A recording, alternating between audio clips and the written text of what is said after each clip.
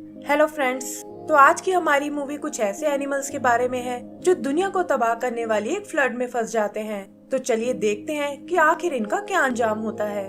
तो मूवी की शुरू में हम एक नेस्टियन एनिमल डेव को देखते हैं जो रेगिस्तान में अपने बेटे फिनी के साथ रहता है। वो अपने लिए एक परफेक्ट घर ढूंढ रहा है और इस वजह से उन्हें बहुत ट्रैवल करना पड़ता है।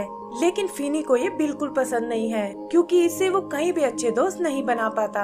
अभी डेव ये जगह छोड़कर कहीं और जा रहा है और इससे फिनी बहुत नाराज होता है। तब डेव उसे बताता है कि जल्दी ही यहाँ एक फ्लड आने वाली है और लायन ने जंगल के सभी एनिमल्स को एक अर्जेंट मीटिंग के लिए बुलाया है। फिनी को ये भी उसका कोई नया बहाना लगता है, लेकिन तभी वो देखते हैं कि आसमान में काले बादल छा गए हैं और मौसम भी खराब होने लगा है। जल्दी ही वो अपना सामान लेकर मीटिंग वाली जगह पहुंच जाते हैं और देखते हैं कि वहाँ उनके जैसे हजारों एनिमल्स आए हैं। यहाँ फिनी की नजर लिया पर पड़ती है जो अपनी मोम हेजल के साथ आई है और वो दोनों एक खूंखार प्रजाति ग्रिम से बिलोंग करते हैं। तभी उनसे बात करने लायन वहाँ आता है और बताता है कि आप लोगों ने फ्लड के बारे में सही सुना है और जल्दी ये धरती से लाइफ का नामो निशान मिटा देगी। ये सुनकर सारे एनिमल्स डर जाते हैं, लेकिन लायन उन्हें बताता है कि चिंता करने की कोई जरूरत नहीं है क्योंकि हमारे पास इससे बचने का एक तरीका भी है।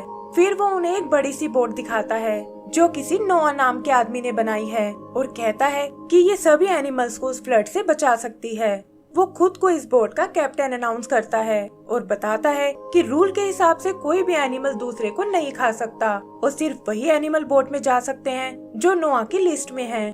अगली सुबह सभी एनिमल्स अपने ऑडिशन के लिए आते हैं जहां लायन और उसके साथी चेक करते हैं कि वो नोआ की लिस्ट में है या नहीं। एक एक करके सभी क्वालिफाइड एनिमल्स को मार्क कर दिया जाता है और फाइनली बारी आती है डेव की फैमिली की।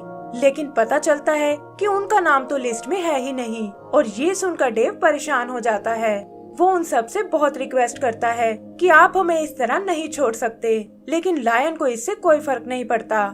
यहाँ नर्वस होते ही डेव एक ब्लू कलर की गैस छोड़ता है जो असल में नेस्टियन प्रजाति की कमजोरी है और गुस्से में वो सब उसे बाहर भगा देते हैं। उधर फिनी और लिया अपने पेरेंट्स का वेट करते हैं और पता चलता है कि लिया और उसकी फैमिली को पास मिल गया है। डेव भी फिनी का दिल नहीं तोड़ना चाहता और उसे झूठ बोलता है कि बाकी एनिमल्स के साथ वो भी बोट पर जा रहे हैं। शाम होते होते सभी लोग अपने लिए एक जगह ढूंढ लेते हैं और डेव भी अपना नया घर तैयार कर लेता है। वो बातों ही बातों में फिनी को बहलाने की कोशिश करता है कि ये जगह रहने के लिए बहुत ही सुंदर है और तुम यहाँ अपने लिए दोस्त भी बना सकते हो। फिनी भी समझ जाता है कि जरूर कुछ गड़बड़ हुई है और तब डेव उसे असलियत बताता है कि कैसे लायन ने उन्हें रिजेक्ट कर दिया है। ये सुनकर फिनी का दिल टूट जाता है और डेव भी उसे उदास नहीं देख पाता। वो प्रॉमिस करता है कि हम उस बोट में जरूर जाएंगे और ये कहकर उसे गले से लगा लेता है। अगली सुबह सभी एनिमल्स बोर्डिंग करने लगते हैं जहाँ एक फ्लामिंगो चेकिंग करने में उनकी मदद कर रहा है। तभी वहाँ दो शैतान ग्रिफिन आते हैं जो लाइन तोड़कर अंदर घुसना चाहते हैं, लेकिन पास ना होने के कारण गोरिल्ला उन्हें उठाकर बाहर फेंक देता है। उधर डेव रूप बदलकर एक ग्रिम का बेस बना लेता है और वो लिया और उसकी मॉम के साथ अंदर जाने की कोशिश करते हैं। हेजल उनकी पोल खोलना चाहती है, लेकिन फ्लेमिंगो को लगता है कि ये शायद आपस में हस्बैंड वाइफ है और वो उन्हें अंदर जाने की परमिशन दे देती है। एक चिंपैंजी उन्हें उनके रूम तक लाता है, लेकिन हेजल अभी भी डेव पर बहुत नाराज होती है। उधर फिनी और लिया शिप को चेक करने जाते हैं और लिया बताती है कि मैं उस फ्लड को अपनी आंखों से देखना चाहती हूँ। बचते हुए वो किसी तरह ऊपर के डेक तक आते हैं, लेकिन एक गार्ड उन्हें वहाँ देख लेता है और वो उससे बचकर भागने लगते हैं। फिनी ये देखकर घबरा जाता है, लेकिन देखता है कि लिया ने गार्ड को डराकर भगा दिया है। वो लिया से बहुत इम्प्रेस होता है और तभी वो देखते हैं कि फ्लड तेजी से उनकी बोट की ओर आ रही है। उन्हें लगता है कि अच्छा हुआ हम टाइम से बोट पर आ गए, लेकिन फिनी देखता है कि वो बोट की बजाय एक प्लेटफॉर्म पर खड़े हैं जो उस बोट के साइड में लगा हुआ है। जल्दी ही फ्लड उस बोट तक पहुंच जाती है और इनके लाख कोशिश करने पर भी ये दोनों बोट में नहीं चढ़ पाते। तभी अचानक वो प्लेटफॉर्म टूट जाता है और इससे पहले कि वो नीचे पानी में गिर पाएं, ग्रिफिन्स उन्हें पकड़कर अपने साथ ले जाते हैं। उन्हें लगता है कि शायद वो उन्हें बचाने आए हैं, लेकिन लिया बताती है कि मुझे इनके इरादे बिल्कुल ठीक नहीं लगते। फिर एक ग्रिफिन फिनी को निगल जाता है, लेकिन नर्वस होने के कारण वो ब्लू गैस छोड़ने लगता है और इसी चक्कर में लिया और फिनी बचकर एक आइलैंड पर आ गिरते हैं। वहाँ वो एक बार फिर उस बोट को देखते हैं जो धीरे धीरे उनसे दूर जा रही है और लिया कहती है कि फ्लड से बचने के लिए उन्हें ऊंची जगह पर जाना होगा। उधर डेव और हेजल भी उन दोनों को बहुत ढूंढते हैं, लेकिन उनका कुछ पता नहीं चलता और वो समझ जाते हैं कि हम उन्हें पीछे छोड़ आए हैं। चिंपैंजी उनके पास 2 हिप्पो किड्स को लेकर आता है, लेकिन डेव कहता है कि ये हमारे बच्चों जैसे बिल्कुल नहीं दिखते। तभी वो हिप्पो उसकी ड्रेस को खा जाते हैं और इससे डेव का राज खुल जाता है। गार्ड्स उन दोनों को एक जेल में डाल देते हैं और उनके समझाने के बावजूद लायन उनकी मदद करने से मना कर देता है। हेजल को लगता है कि ये सब डेव की ही गलती है और वो उसे जल्दी से कोई आइडिया सोचने को कहती है, वरना वो उसे मारकर खा जाएगी। इधर लिया भी फिनी को बिल्कुल पसंद नहीं करती और कहती है कि यहाँ से हमारे रास्ते अलग अलग हैं। रात को वहाँ बहुत तेज बारिश होती है और लिया देखती है कि फिनी ने अपने लिए एक शानदार घर बना लिया है और ना चाहते हुए भी उसे उसके पास जाना पड़ता है। वहाँ वो फिनी को चमकते हुए देखती है और फिनी बताता है कि ये उनकी बॉडी का स्पेशल फंक्शन है।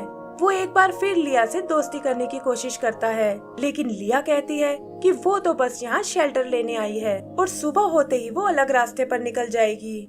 लेकिन अंदर से वो दोनों ही बहुत डरे होते हैं और उम्मीद करते हैं कि उनके पेरेंट्स उन्हें लेने जरूर आएंगे।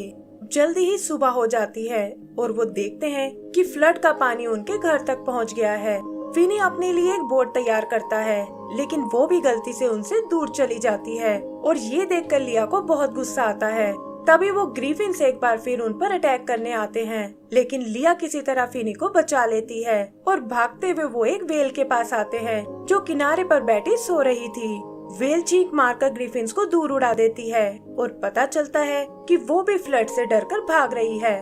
वो अपना नाम ओबीसी बताती है, जिसके साथ स्टेपुट नाम का एक पैरासाइट भी है और उन्हें भी लायन ने बोट पर ले जाने से मना कर दिया था। वो खुद भी नहीं जानती कि वो असल में एक पानी की ही एनिमल है और बाकी सब भी ये बात नहीं समझ पाते। फिनी उन्हें अपने साथ माउंटेन की ओर चलने को कहता है, लेकिन लिया को लगता है कि इस तरह उनकी स्पीड स्लो हो जाएगी।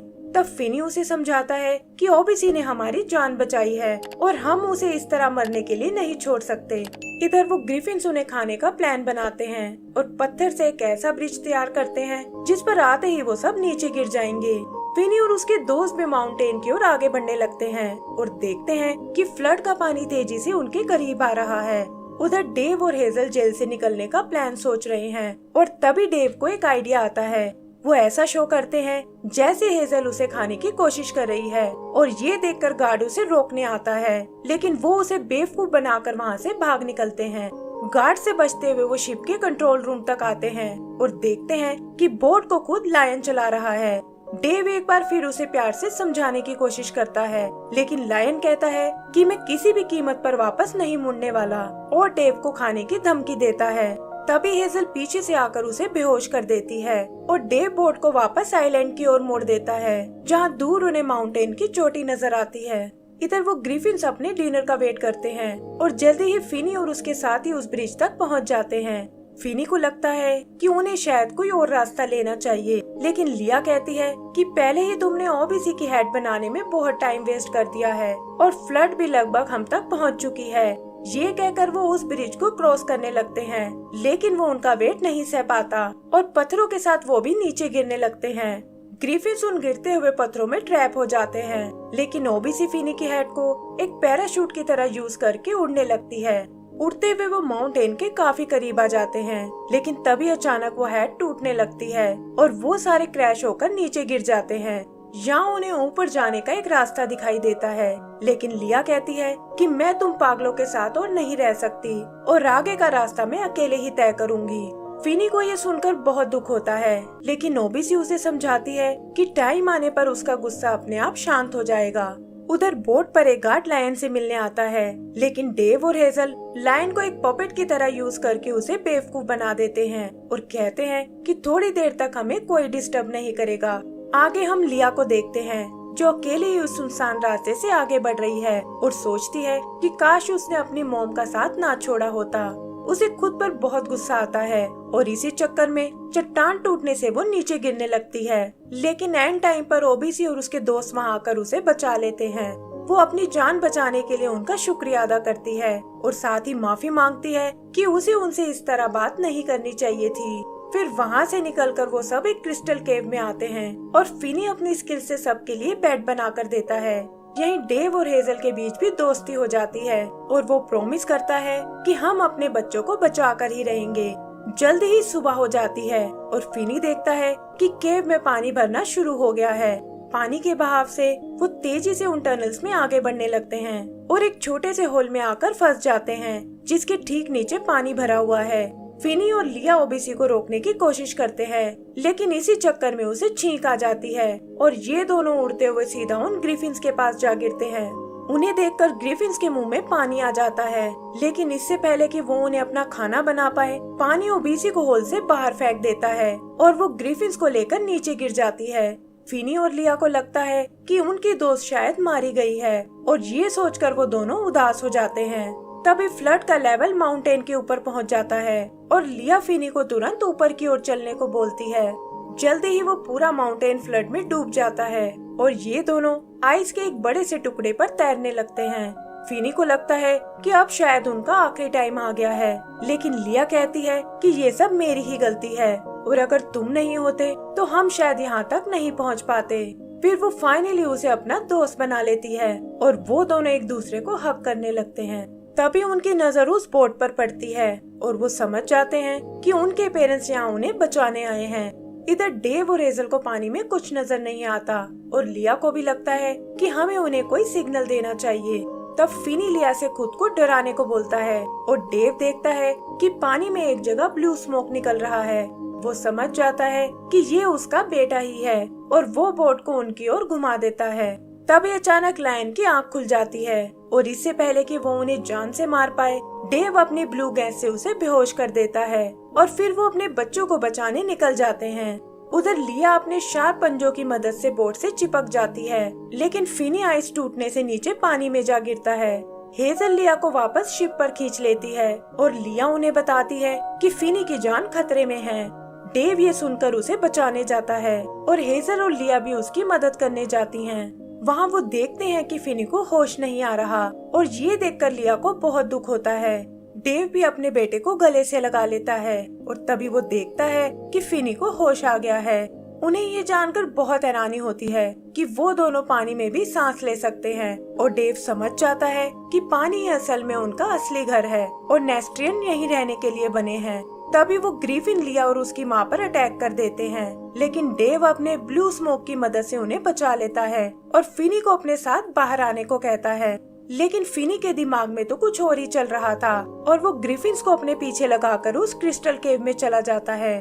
वहाँ वो उन्हें एक जाल में फंसाने की कोशिश करता है, लेकिन ग्रिफिन उसे काट डालते हैं और फिनी को खाने के लिए उसका पीछा करने लगते हैं। लेकिन इससे पहले कि वो उसे पकड़ पाए, ओबीसी वहाँ आकर उन दोनों को निगल जाती है और बताती है कि अब वो भी अपने बारे में जान चुकी है कि उसका असली घर ये पानी ही है। फिर वो उन सबको वापस बोट पर पहुँचा देती है, जहाँ हेजल फिनी की हिम्मत की दाद देती है और कहती है कि तुम्हारे बिना मेरी बेटी नहीं बच पाती। तभी वो चिंपैंजी वहाँ आकर उन्हें अपने रूम में जाने को कहता है, लेकिन फिनी कहता है कि हमें बोट पर रहने की कोई जरूरत नहीं है क्योंकि अब हमें अपना असली घर मिल चुका है।